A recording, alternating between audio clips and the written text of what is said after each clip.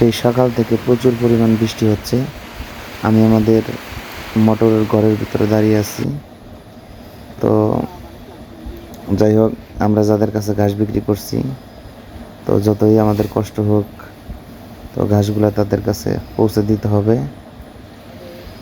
কারণ আমাদের একটা টার্গেট থাকে যে প্রতি 3 দিন 4 দিন পর পর আমরা তাদেরকে এক গাড়ি করে ঘাস ডেলিভারি দিই।